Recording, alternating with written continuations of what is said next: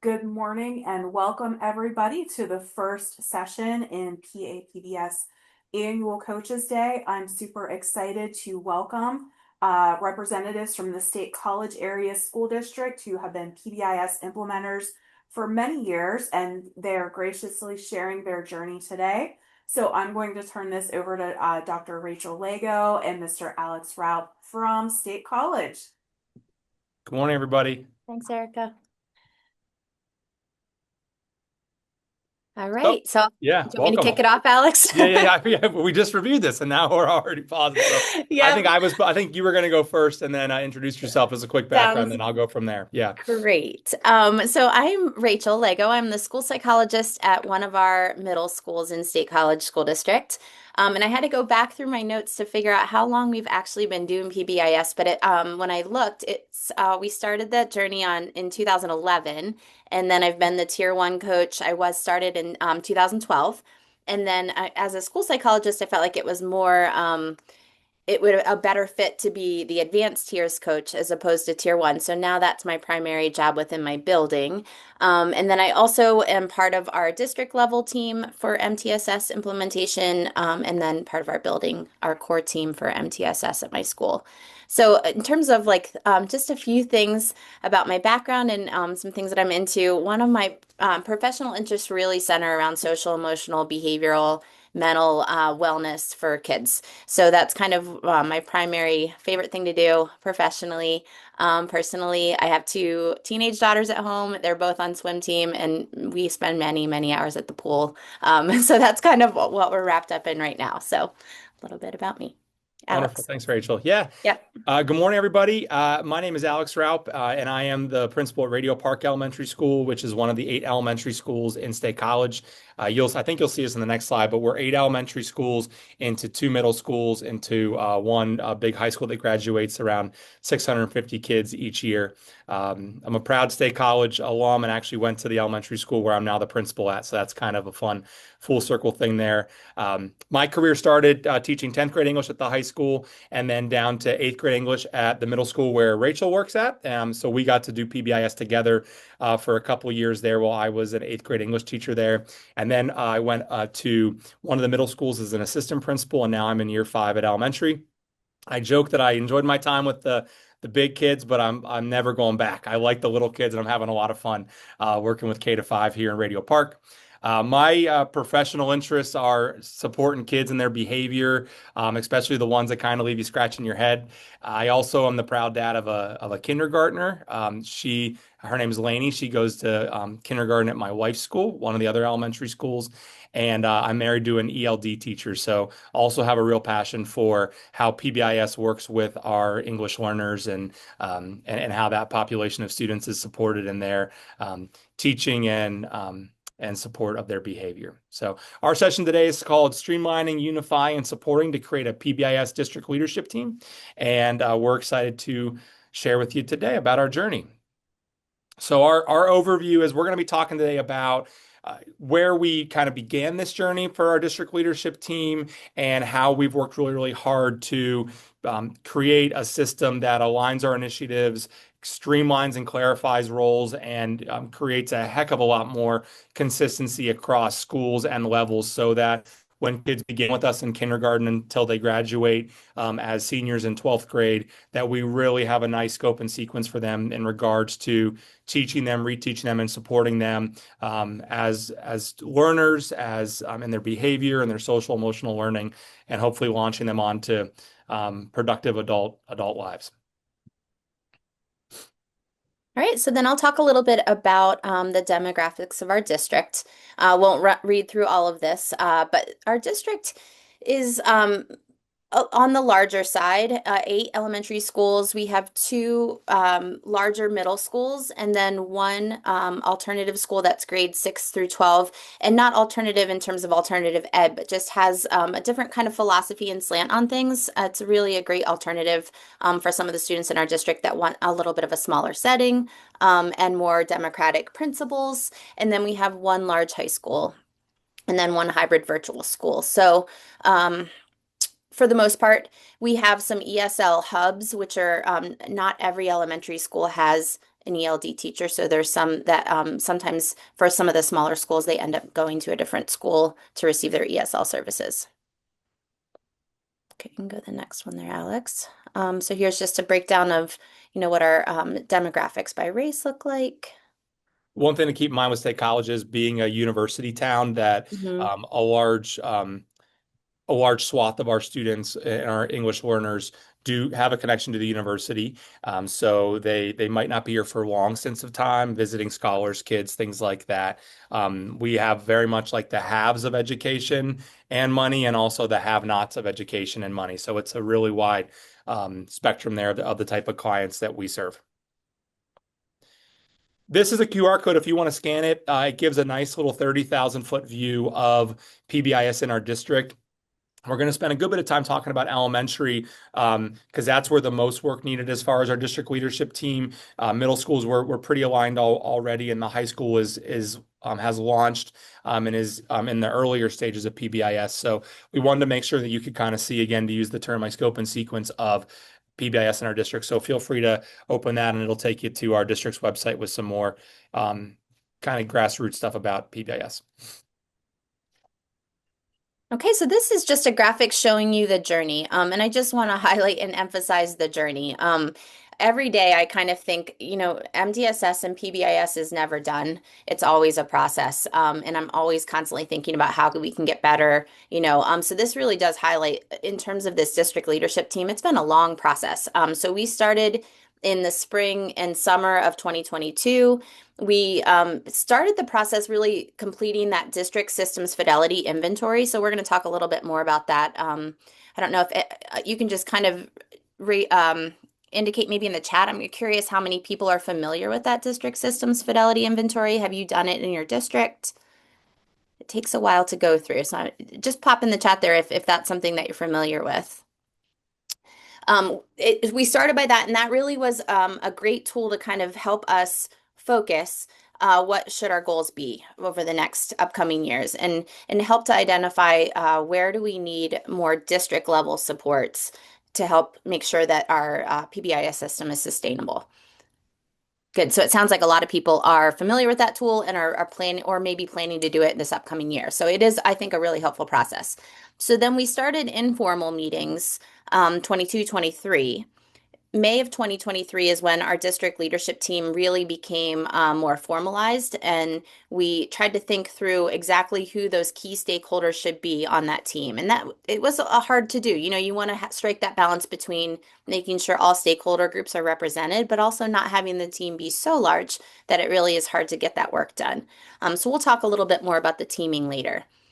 Then we looked at 23, 24. That was when there was really alignment across elementary buildings and middle school buildings in terms of their expectations.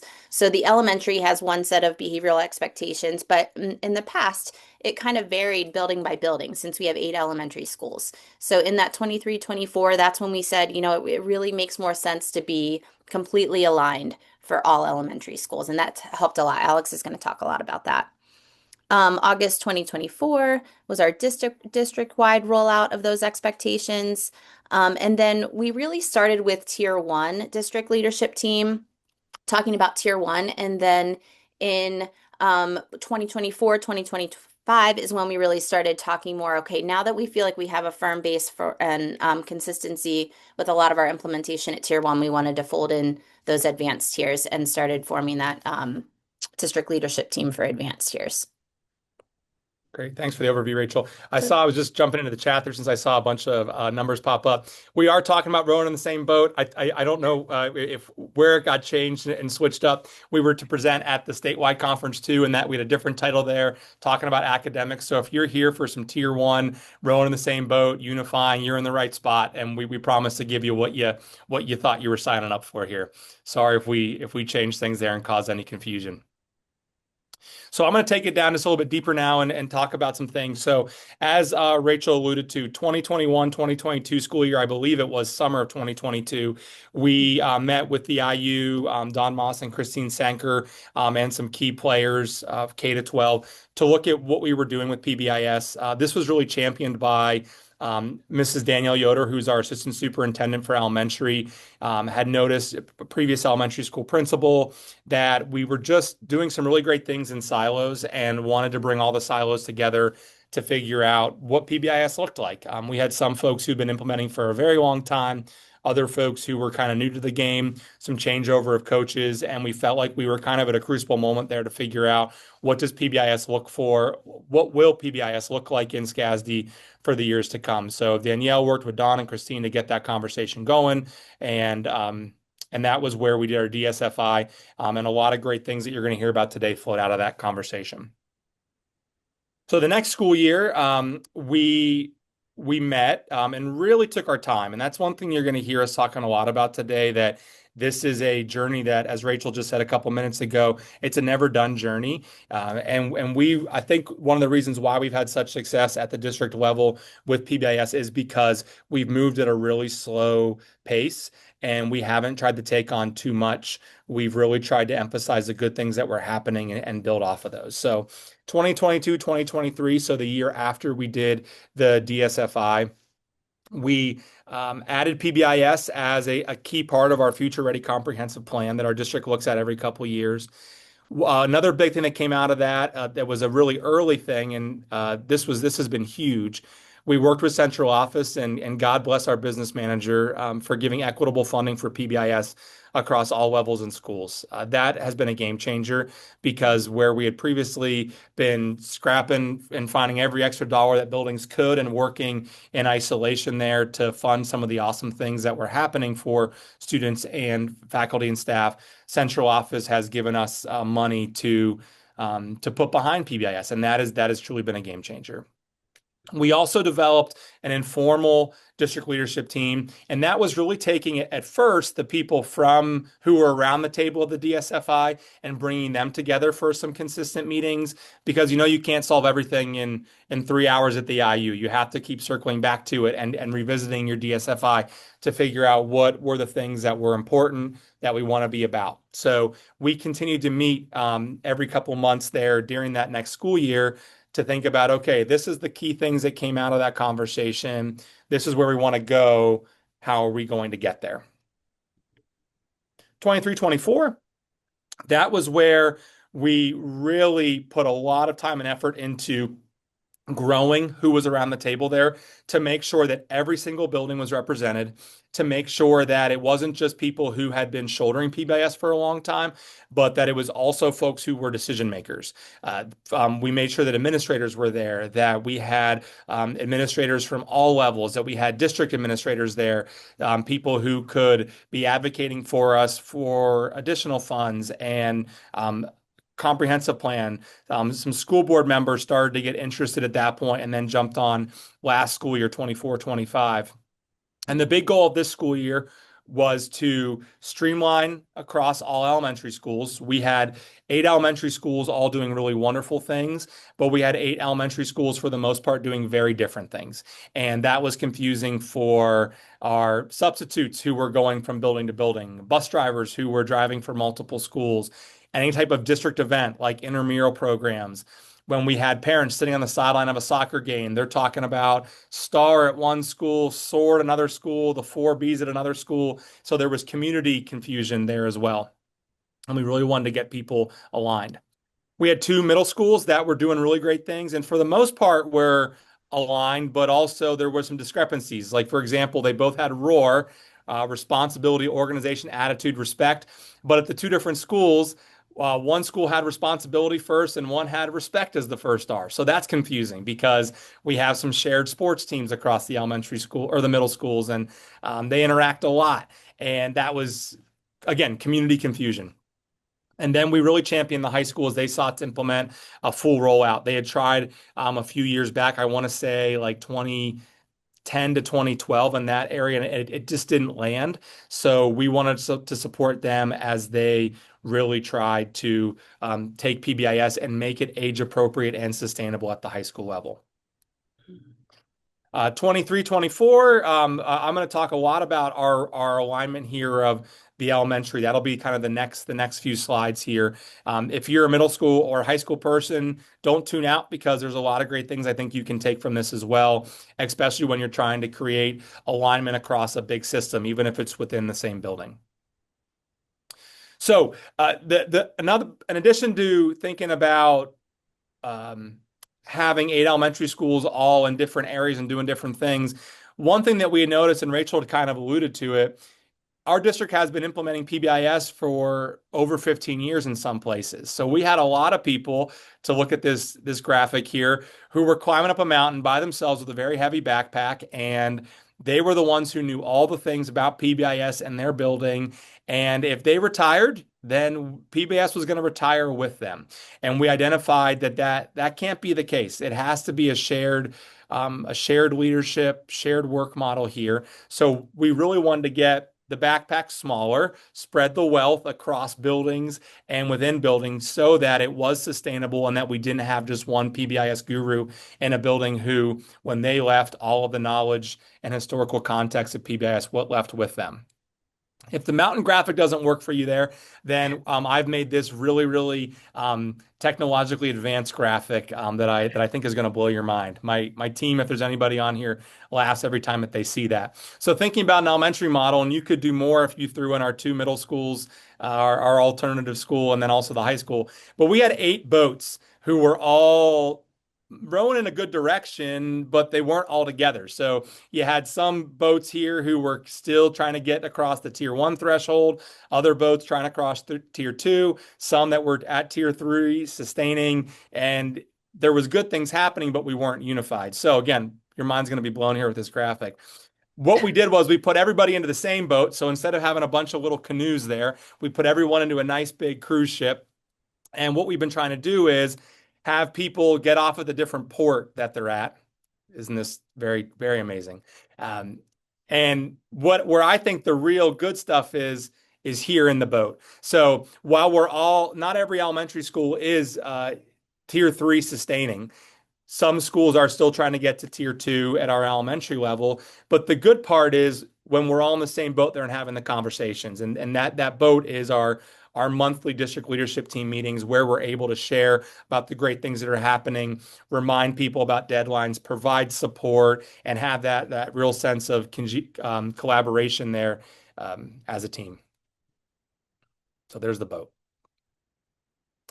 So more about the why. Common language spoken across district and students' transitions between schools.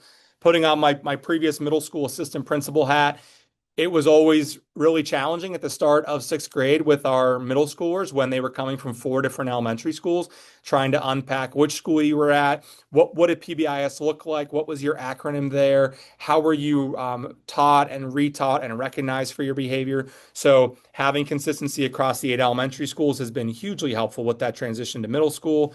And then similarly, after 3 years of middle school, as they transition onto the high school. We streamline our system for our shared teammates. At our elementary schools, the only folks who are in one building as far as specialists are our librarians. STEM, music, PE, and art are all in at least 2 buildings, sometimes 3 buildings. So having them have a consistent way that they're teaching behavior and reinforcing it. Substitutes, bus drivers, also our central district admin. So when they're going to buildings, they know how and what we're teaching. Connections to the community, which we'll get to, and then building a more sustainable system. So step 1 was building the team. Again, this flowed out of, and I'm talking about our district leadership team. We really took who was around the table at the DSFI, figured out whose voice was really contributing a lot there, and then which voices we were missing from the district and building level, and made sure that those folks, as we started to really formalize our district leadership team, that they were there. We wanted to make sure that people who had been implementing for a while and had a lot of institutional knowledge, that they were around the table if they wanted to be, and also, again, that every building was represented. At the elementary level, this took a lot of time, and I won't sugarcoat it, to get 8 elementary schools to have a common acronym, especially when the signs have been printed, the t-shirts have been made, and the tattoos are on people's arms. It was really tough, and there were some really good conversations that we had. as an elementary team to eventually get to showing kindness, taking responsibility, acting safely, and being ready to learn. We had a lot of conversations about respect. Many of our schools had respect as a part of it. We chose to weave that into different parts of our lessons and not have it be one of our pillars. And I will be honest, coming from a school that was 4Bs, be kind, be respectful, be responsible, be safe. It was helpful being the leader of the charge that my school was going to have to be one of the schools that changed. Four of our schools did have STAR, maybe not actually this acronym, but it was helpful when I was saying, hey guys, Radio Park has to change. So you should be okay with it too. So it didn't seem like the person who was helping to lead the charge had an agenda to have to print less new signage at their school. From there, we went to the matrix. So obviously, you have to have an acronym before the matrix. And one thing that came out of one of our schools, Mount Nittany Elementary School on the south side of town, was we identified that having an everywhere expectation column was really, really helpful. We noticed that a lot of things were overlapping. In some areas, we're having 5, 6, 7 things that we were trying to teach. So by having the everywhere expectation, that was hugely helpful. It took some of the wordiness out of areas like the hallway or the classroom. It also was really helpful in when parents reach out to us to say, hey, I want to teach behavior at home. Where do I start? To give them that everywhere column, because a lot of those things are very transferable to home or to our after school programming or to intramurals or anything like that. This again, I'm talking about it in 2 minutes, was 2 or 3 months worth of meetings to take 8 matrices and to get them down into one. We asked folks to start at their building level and to figure out what are the things that are like non-negotiables. Like we absolutely know that this isn't a thing that we need to have on the district matrix. And we also asked them to be honest with themselves. Was there something on a building level matrix that they know for certain was just there because it had never been taken off since 2010 and that nobody really cared about anymore? We wanted them to bring their best version of their matrix to the district level so that we could be comparing everyone's best apples when we build our final product there.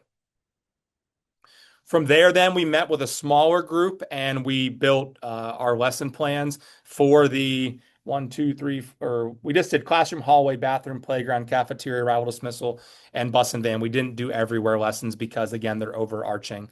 But we built those with consistency so that folks could access them. We also chose, I'm not sure if I have it on here, I didn't, but we broke it down into K1, 2, 3, 4, 5, so that the lessons could be appropriate for the different levels of elementary school. And our plan is to revisit these every 3 to 4 years so that we really try to put a lot of work in so that we're not having to revamp them every single school year.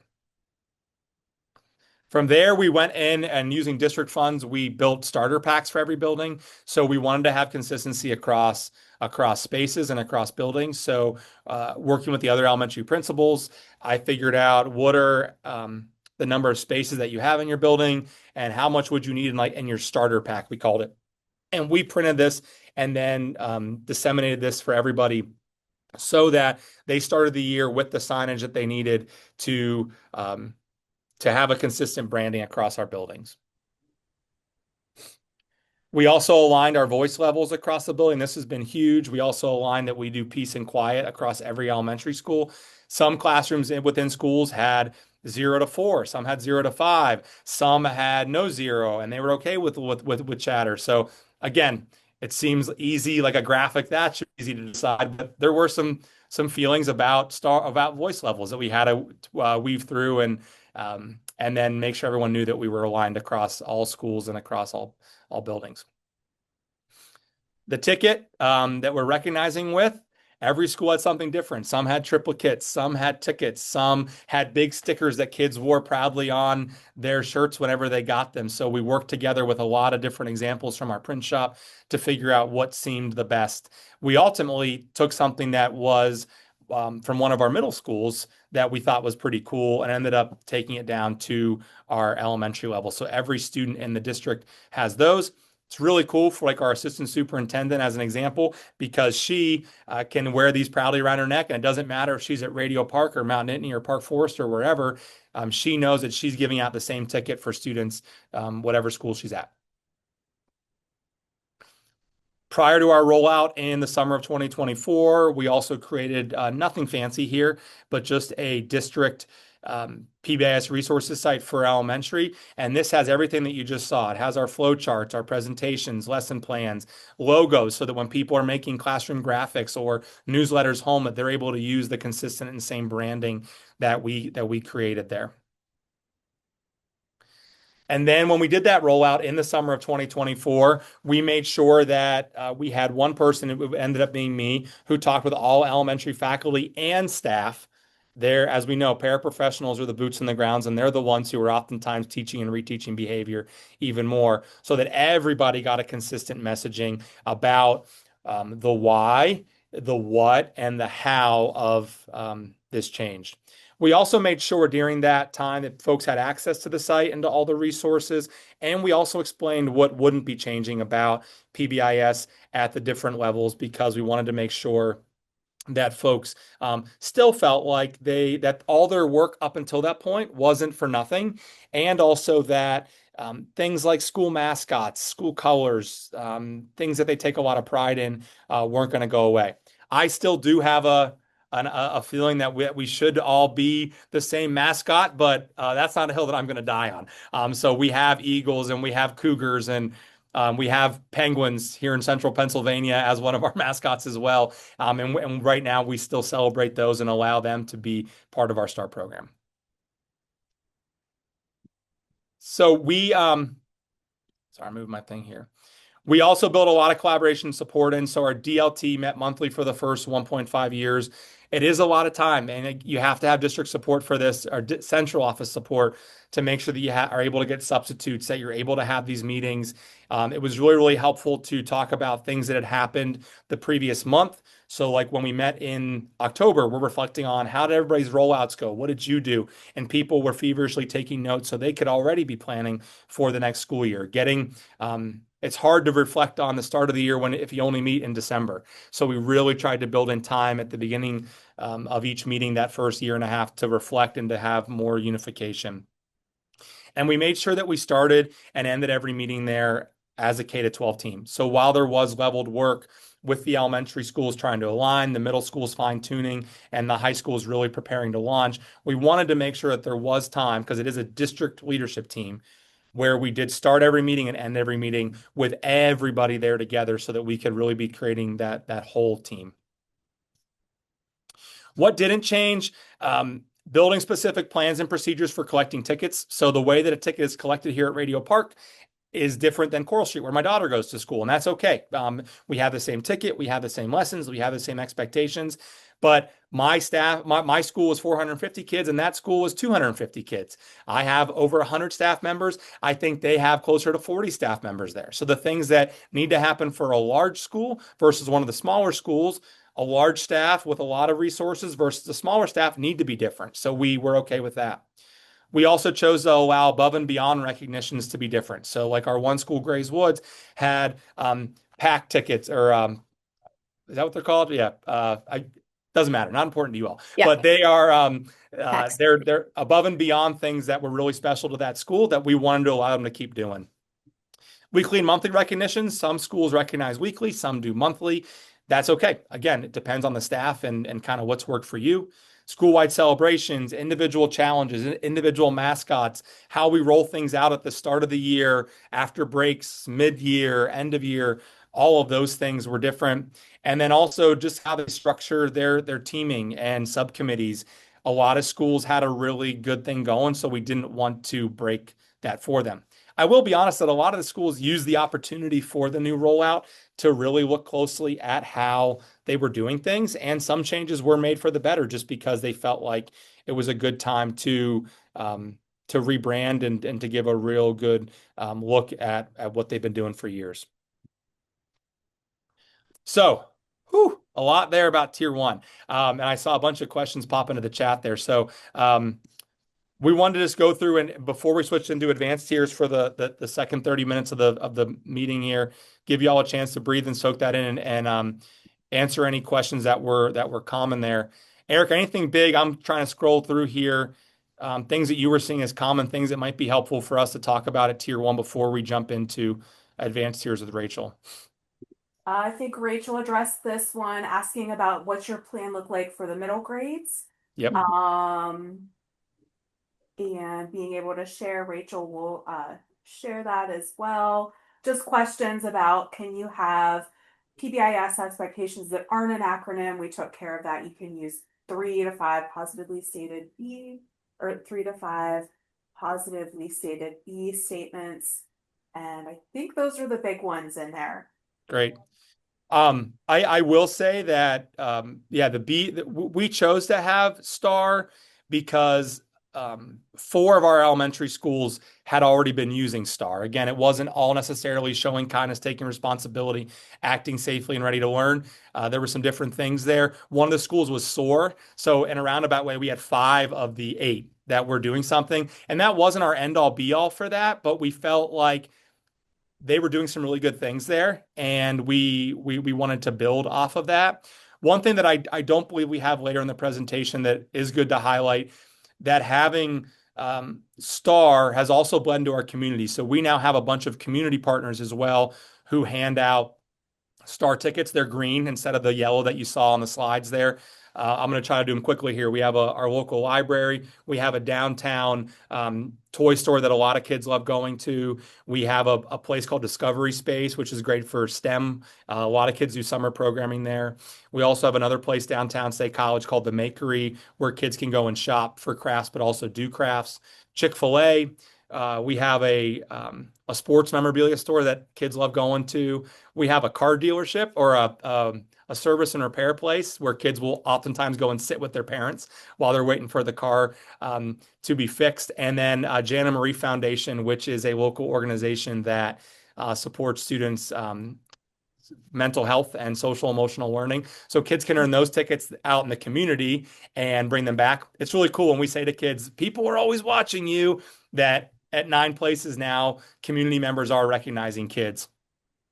At the middle There's school, a really, yeah, oh, go I was ahead. just gonna say there's that cool, it's like a bright green star and they post it on their windows. So as kids walk in, they can say, oh, this is a community a place that does offer star tickets. So I just love how you did all of that. It's Yeah, really it's been really wonderful, and we partner with our local magazine to get that out and about, and our Mhm. communication team has been really good about hyping that up. To the middle school level, the middle school level was doing really great things. So they didn't need a ton, and they had Rachel at Park Forest, and then a really strong team at Mount Nittany, the sister middle school to Park Forest. So they've been implementing really well for a really long time, and there was already some really good collaboration between the two of them.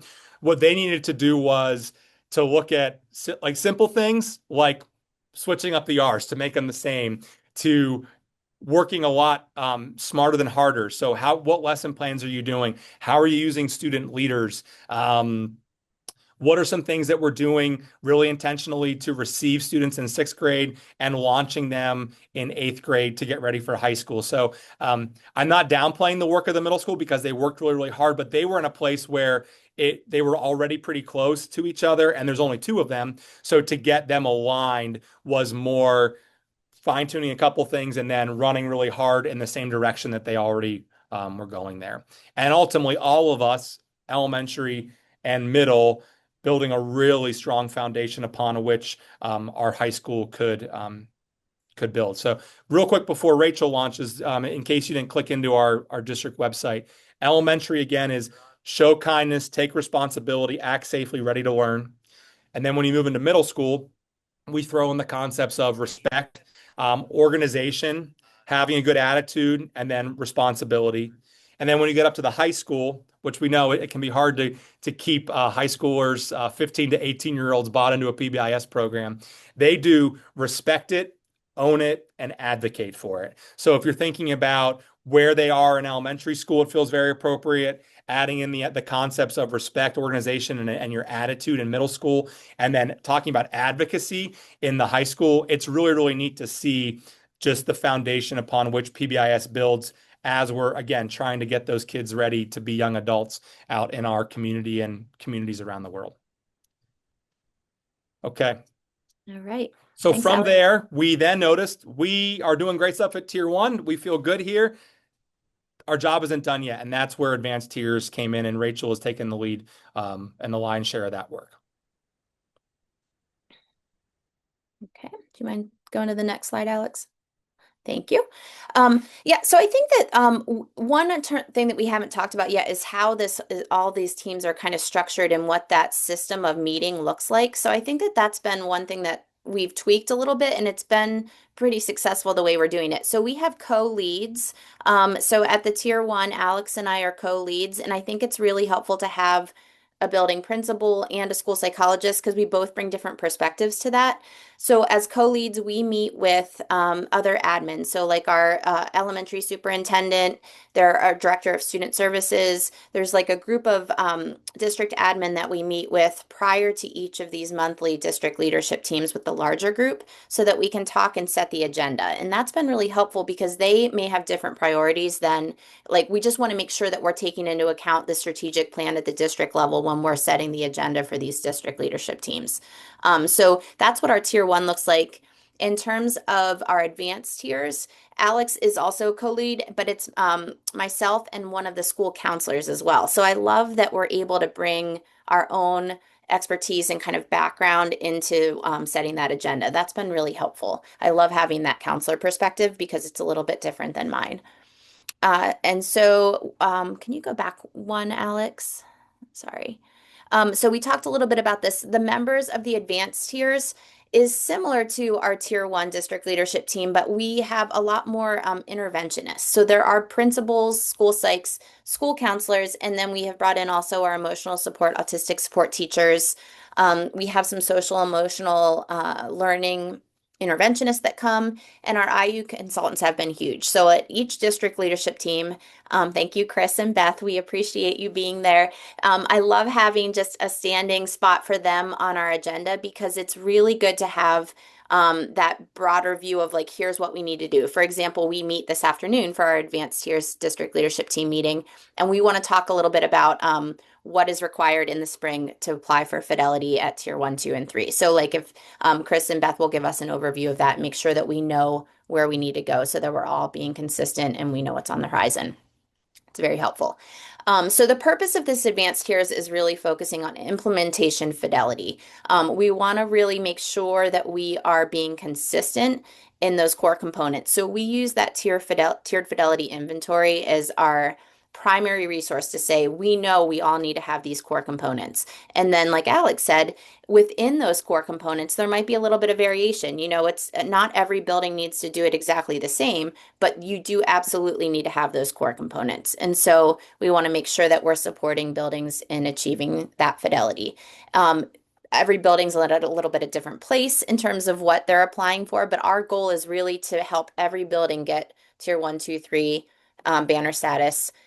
Probably by next year, I think we had just heard that our superintendent, Mrs. Yoder, as elementary superintendent, she wants everyone to be applying for tier 3 fidelity. So we want to support people to get there. It's really also affirming at these district leadership team meetings to be able to talk about our common challenges and questions that we have, because we all know it's hard work to be doing implementation of PBIS and MTSS well. And it's just affirming to say, here's something that I'm really struggling with. Like, we need extra help. And a lot of the time we spend is gathering feedback from our team and trying to figure out, like, at each building, what are some of those things that are going really well, so that we can share, you know, some of those ideas, but then also what are the things that we're really struggling with so that the district leadership team can help to troubleshoot those things. All right, next slide. Thank you. All right, so process, we started out our first meeting and we've only been doing this advanced tier work for about 2 years now. So the very first meeting we had was all about gathering information. So what is going well? What do the tier 2 and 3 behaviors most commonly look like at each level, elementary, middle, and high school? And a lot of resource mapping. So like, what are those tier 2 and 3 supports that every building currently has? And how can we help buildings to be able to offer more consistency with what those interventions are. So we really spent a lot of time getting some needs assessment information because we want to make sure that the time that's spent at those district leadership teams is time well spent. We know it's really hard for people to come out of their buildings and take that time out of their days. So we want to make sure that it's useful. So we spent at least one meeting just talking about what are the areas of strength, what are the areas of need. We also looked through and had every building look back through their tiered fidelity inventory from the previous year and just said, like, where are the areas that you scored the highest in? Where are the areas that you scored the lowest in? And really quickly between that first and second meeting, we were able to take a look at all of that data and find trends and patterns. The areas that our building typically scores low on and the tiered fidelity inventory is, what we would see the other buildings scoring low on. So we were like, okay, this is what we need to focus our agenda on for the next year. So that was really helpful. Okay, let's see here. So that very second meeting, the second time our district leadership team met, we were able to take what they had shared at the first meeting, share that out. Like I said, we pulled out those common trends for strengths and needs across buildings. It was really also helpful. Beth and Christine, our IU consultants, they were able to share from their perspective when they did the walkthrough at every building. What are those things that they're seeing as areas of need across buildings? And so that was another way that we figured out, like, what are we going to be targeting at these district leadership teams? Set those priorities for what we want to improve on. And then this was a big thing. We created a shared Google folder. I use it all the time, and I tried to create folders within the larger folder that would be organized in terms of topics. We're in the process of getting a new tiered fidelity inventory. So as of next year, I think we're going to be needing to use a new fidelity inventory, but we tried to group the folders based on components of the TFI so that when people go to find resources, they're organized in a way that makes it usable. So every building was putting in templates that they're using. Here's some of the examples of the things that we have in there: feedback forms, intervention fidelity checklists, resource mapping documents, all kinds of things. Because why would I, create something like a direct behavior rating for an intervention that I'm doing when another school already has that done? Like, we just need to share the wealth, right? And share the resources. And that's been really, really helpful.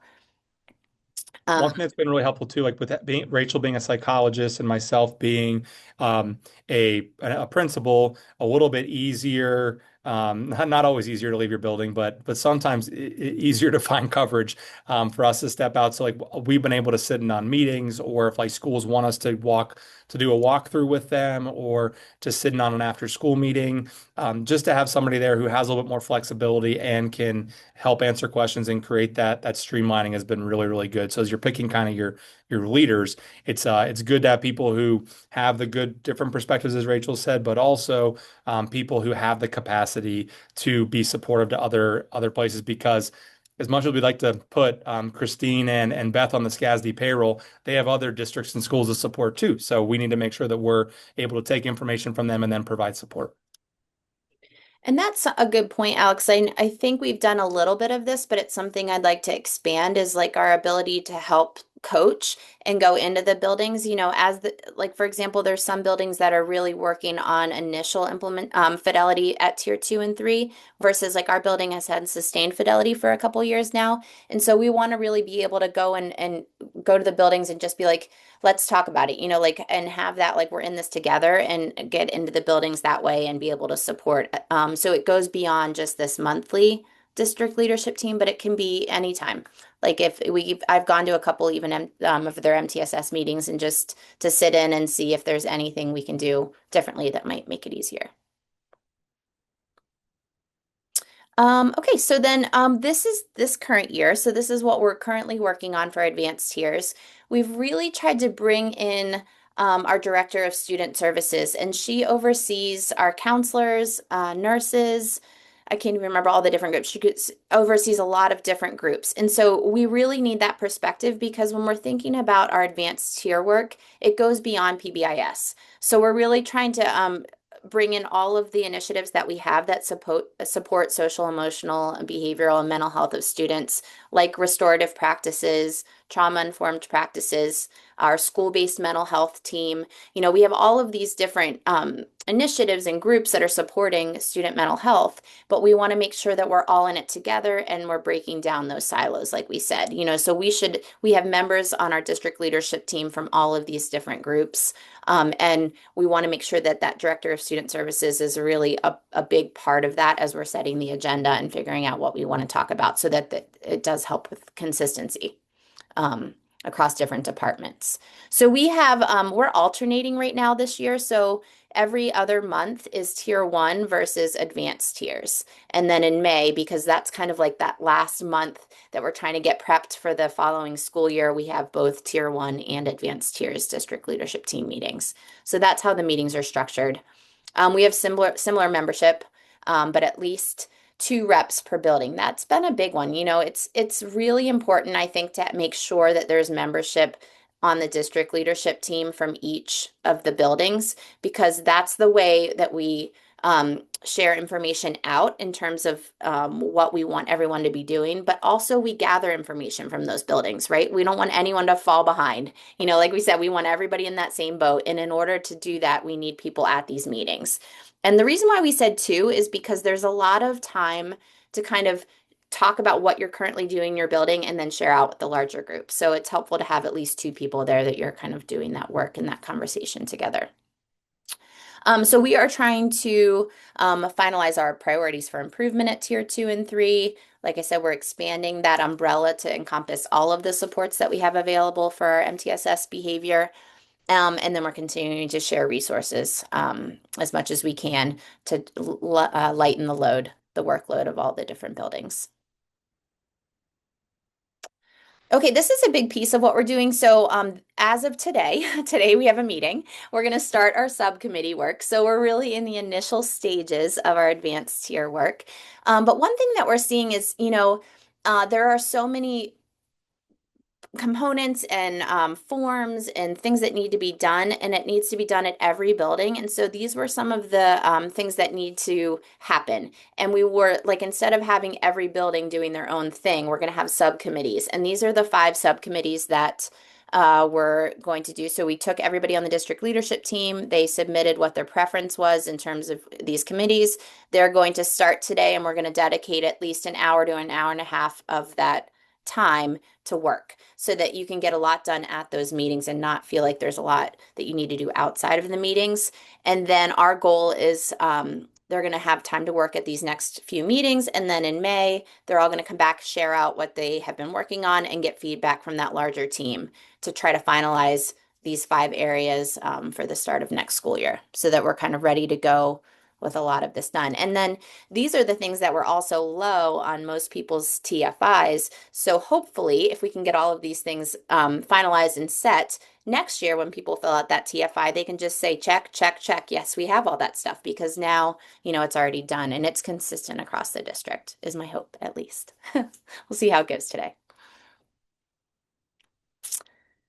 All right. Is this me too, Alex? I think. It might have been me. Okay. So kind of circling back to 30,000 feet, we really, again, in kind of in summary here, wanted to build off of the identified strategic plan, strengths, focus areas from our DSFI, from our TFIs, everything that we've been doing to build that clear and appropriate scope and sequence from really pre-K. I mean, we get to know some of these kids through preschool observations before they even enter in, and we're thinking about them as our school psychologists and our special education teachers and counselors. Teachers are observing kids in preschool, like, hey, how are they going to do when they come in here showing kindness, taking responsibility, and so on. We wanted to share and align resources. We are all very busy and we are all very overwhelmed, and the amount of things that districts and states and communities put on educators and especially public educators is a lot. And we wanted to make sure that we were able to use all the great things that were happening to share those resources. We wanted to build a sustainable system. So lightening those backpacks, getting in the same boat so people weren't the only ones stroking the oars there, and really want to look at our MTSS framework too. The presentation that we were going to do at the state conference that was canceled was looking at our integrated MTSS. How does MTSS behavior and MTSS academics, how are they married together so that we are supporting the whole child and not having siloed conversations about kids and subgroups and groups of students that really need our support. So our next steps, continued rollout of new elementary program. It really is a continued rollout. Just because we had a really great presentation, I think, back in 2024, we're not done. This summer, one of our goals is to finish up our Tier 1 handbook to make sure that looks really good. We also have noticed that we don't have office on the matrix, and a lot of students will spend some time in the office for disciplinary reasons, but also dropping off their morning attendance sheet and also there for groups. So that's a piece we want to do there. We want to add some things to lesson plans that we've gotten feedback on the last 2 school years. Continue to establish community expectations and partnerships, enhance PBIS in our induction program. How are we supporting new teachers about all the great things? We did a DSFI again, so we want to see where we're at there with our goals and our Rachel's doing an amazing job with her team on advanced tiers. So how can we go there? Alignment with Character Strong, our new SEL program that we have from K to 8. So how can we support there? And anything else that gets thrown our way. There's always things like, oh, that'd be a great use of our district leadership team as well. So we're always open to add more that we can tackle because it is a really well-oiled machine at this point. So our suggested first steps for you, because that was, looking at the clock, that was 52 minutes of information that we shared with you, and your head might be spinning, especially if you're at a place where you're feeling like, yeah, I am the person carrying the really big backpack, and I don't know how I'm ever going to get my sister elementary school or my district to be there. So our challenge for you would be, whether you're at the building level or the district level, to find a way to bring together a who's who of PBIS in your district to get the pulse. That is a great spot. Make a meeting with no agenda other than just to share. And maybe it's hey, we're going to meet in February, and it'd be really awesome to hear how your year's gone so far, and specifically, how did you do things after winter break to settle back into the school year? Start with something really recent that's in your memory that you all can collaborate on, and then allow yourselves to just keep that conversation going. With Zoom and Google Meets and things like that, Microsoft Teams, there's many opportunities to connect people without having to physically be together. So have a meeting to figure out what's going on and kind of use that to guide your steps. Connect with your IU. We can't say this enough. So much of the reason that we are where we are is because of the work of Don Moss and Christine and Beth and other people at the IU who've allowed us to do the DSFI and to set district priorities and to help us to take all the good things and to streamline our focus. So after you've had that pulse, bring in the IU to figure out how they can support. And then take at least half of a school year to just meet and share. Keep the conversation going. Because you'll be surprised at how much you already have done whenever you bring everybody together. And then, yeah, think about my beautiful graphics and just row together and try to help each other to keep implementing, because it really is never done. You're never going to be done PBISing in your district. You're always going to need to keep circling back to things to figure out what comes next. All right, thank you so much. We have time for a couple questions. I'm going to pull some from the chat. Can we share a little bit more about the role of the SEL interventionists? Yes, I can take that one. So each of the middle level buildings has an SEL interventionist, and their primary role is supporting Tier 1, I would say. When we're looking at division of roles and responsibilities, our SEL interventionist is the Tier 1 coach and is really taking on the lion's share of Tier 1. And then they are also an integral part of our MTSS behavior team, and so part of the Tier 2 and 3 interventions, but to maybe a lesser degree than our school counselor and school psychologist. But then they also are kind of in charge of, for example, Check and Connect, which is our Tier 3 intervention. They oversee that. They're also the point person for check in, check out. So, and co-facilitate some of our groups. So they're part of all of those Tier 2 and 3 interventions as well. But they really are kind of like the point person for Tier 1. And then, for example, our SEL intervention is also a restorative practices trainer. And so they help with facilitating restorative conversations with students, with between students and teachers. And then we've started something relatively new. We call them accountability projects, but students that need to have or maybe assigned to in-school suspension. We want to make sure it's a learning opportunity. And so one of our shared Google folders is for accountability projects, and we try to share them as someone creates a project. For example, we have one for social media and online like cyberbullying type thing. So we created that accountability project that when a student might need to be assigned to, but then we share it out with the rest of the like other middle schools and high schools too. So they are integral in kind of creating some of those projects. All right, thank you. I have two more. I think we can take two more quick questions. One will be quick, one might be a little lengthier, and then we'll need to close out for 10:15. So quickly, do you have an example or can you guide people to an example of a fidelity checklist that you use for interventions for tier 2 or tier 3? One thing that I know Character Strong, is anyone familiar with Character Strong? That's our primary SEL resource that we're using at elementary and middle level. And so there are fidelity checklists built into that. And then also we have fidelity checklists built for like check in, check out, and check and connect. So I know that those are kind of the primary ones that we have for We're those doing activities. similar to elementary, and also the advanced tiers is still a work in progress.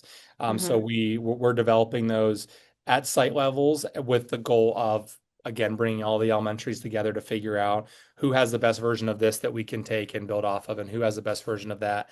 Um, are there accountability projects for grades 3, 4, 5? Yeah, they look a little bit different, obviously, and depends on the kid and the level and everything there too.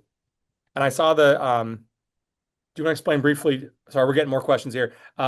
Check in connect versus check in check out. Check in connect is more mentoring focused. Check in check out is more looking at a student's performance over the course of the day. Check in connect has a training that you should go through before you're implementing that one there Mhm. to make sure you're doing a fidelity. And I saw a question about community partnerships. We started there with thinking intentionally, like who do we already have good relationships with? So the first four were the library, the toy store, um, the STEM museum, and also the art store downtown, because they had been really, really good to SCASD and had provided a lot of opportunities for our students. And then we built from there to find a fast food restaurant, to find other local businesses. And now it's more people who are interested reach out to us. We've offered like for summer camps, like where I would go in and teach the summer camp counselors, who might not be your full year staff. Like, how do we use these tickets? Why do we use these tickets? How do you teach behavior? How do you reteach behavior? Whenever we're selecting things, we always want to make it something where there's a connection with the student. So like the reason that we, no offense to anyone here who might work at McDonald's or have a connection there, but Chick-fil-A over McDonald's is at Chick-fil-A, um, they not only take your order, but you have an interaction with a server at the table where they bring your food out to you. Whereas McDonald's, it's kind of like you're just at the counter type thing, and then you go back to your seat, and there isn't there. So when we're picking community partners, we want to make sure that it's something where there will be able to have that intentional conversation with a student about what they saw them doing there that might earn that community star ticket. So we have hopes of sports leagues and we have things, but we want to make sure that the 9 that we have right now are doing it really, really well, so that we're intentionally building from there, and not taking off more than we can chew, um, in regards to the community. Oh, All thanks, right. Erica, for popping the check and connect there. So Yes, thank you all thank for you. spending your morning with us. We hope it was helpful, and we would love to connect with you if you need anything and row together, even across districts and schools. So Yep. And I wanted to say, I saw a lot of questions in the chat about middle level and what our resources are. So we presented at the forum a couple years ago now, and I'd be happy to share that presentation with you. Just send me an email. I put my email in the chat there, and I'd be happy to share.